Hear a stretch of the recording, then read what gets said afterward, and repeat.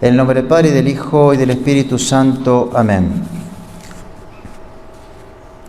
Mis queridos hermanos, esta fiesta de la Santísima Trinidad, llamada por los autores el misterio de los misterios, el gran misterio de nuestra fe, porque la razón puede llegar, claro que sí, a demostrar la existencia del Dios uno, del Dios creador, pero es la revelación y solo por ella que nos enseña que ese Dios uno que alcanza la razón es trino. De modo tal que la razón a este segundo punto solo puede mostrar que no es contradictorio, que es una verdad de fe que la excede, pero que no es contradictoria en sí misma.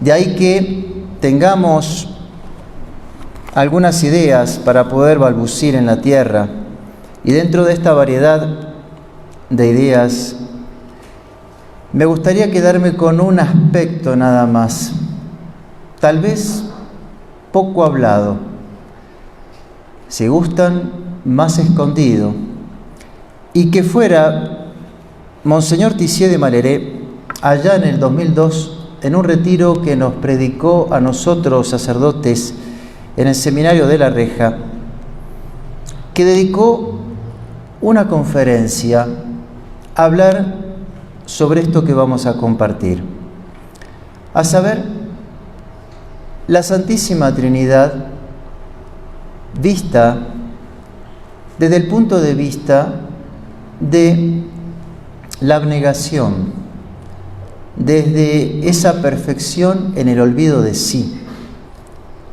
desde el punto de vista de la generosidad sin límites, todos efectos de una realidad que es la caridad. Y San Juan en su epístola nos dice: Deus caritas est. Dios es caridad. El asunto es que muchas veces no nos tomamos el tiempo de desglosar esta realidad y ver las implicancias que tiene. Y así pues, vamos a considerar a nuestro Dios uno y trino bajo la óptica de ese modelo perfecto y acabado de abnegación. El Padre Eterno, inmenso e infinito, eterno en su naturaleza, no puede contener el gozo, no puede contener el amor que lo encierra, esa dicha que lo caracteriza, y entonces se vuelca, se vierte enteramente, sin reserva alguna, sin guardarse para sí nada, sino con un total olvido. ¿Hacia quién? Hacia su Verbo divino, hacia el Verbo eterno, hacia su Verbo mental. De esa manera le transmite todo su ser, siendo éste imagen y semejanza perfecta del Padre eterno, engendrándose de esa manera desde toda la eternidad a la segunda persona de la Santísima Trinidad, el Hijo. El Hijo ahora es engendrado por este Padre eterno. El Hijo recibe del Padre eterno una ola de amor por el cual Él tiene su ser. ¿Cómo va a responderle a su Padre? Con mezquindad, con egoísmo, con limitantes, con miramientos sobre su persona, sobre sí. Le va a responder guardándose parte o algo a aquel que le dio todo su ser. No. La respuesta del Hijo, la respuesta de ese Verbo, es exactamente en paridad con el movimiento primero de su Padre.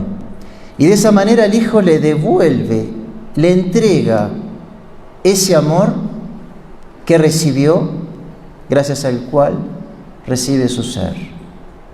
Ese movimiento de caridad primero. Y de ese movimiento recíproco va a surgir en otro olvido de sí En otra entrega completa, el Espíritu Santo, la tercera persona de la Santísima Trinidad, que recibe ahora sí el olvido y la abnegación, ya no solamente del Padre, sino del Hijo también. Así pues, la Santísima Trinidad en su seno íntimo, insondable, nos enseña este misterio de caridad. Pero es tal la caridad, es tal el deseo de desbordarse y de compartir lo que se posee, que a semejanza de un lago allá en la cumbre de un volcán o de un cerro, no conteniéndose no puede sino derramarse hacia el valle, generando un río que va a ir mojando la montaña. Y así pues sucedió en relación a la creación. Ese amor desbordado, intratrinitario, va a desbordarse ahora extra-trinidad, las obras ad extra de Dios. Y entonces la creación no va a recibir sino un derroche de amor hacia lo creado. San Juan de la Cruz, en uno de sus poemas tan lindos, cuando habla sobre la presencia del amado en la tierra, ese amado que va a buscar a su amada, va a plantearse y se va a preguntar si este Dios realmente pasó por aquí o aún no. ¿Y cómo lo va a expresar?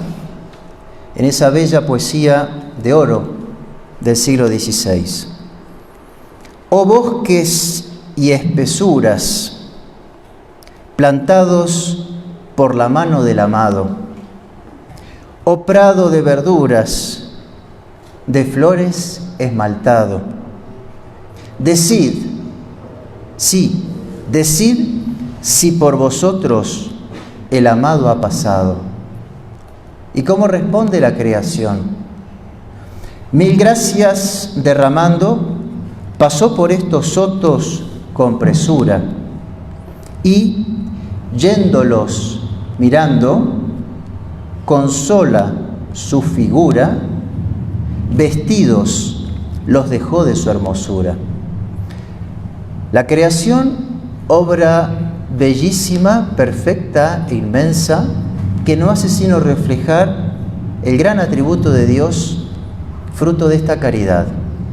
Pero no conforme ya con esta creación de los seres inferiores, va a crear al hombre y un nuevo desborde de caridad, como lo enseña la filosofía, bonum diffusivum sui, el bien por su propia naturaleza no tiende a encerrarse sino a difundirse, va a crear al hombre y le va a dar más de lo que le había dado la creación, porque lo va a hacer a su imagen y semejanza en su alma espiritual, y le va a regalar una inteligencia y una voluntad para que lo conozca y lo ame.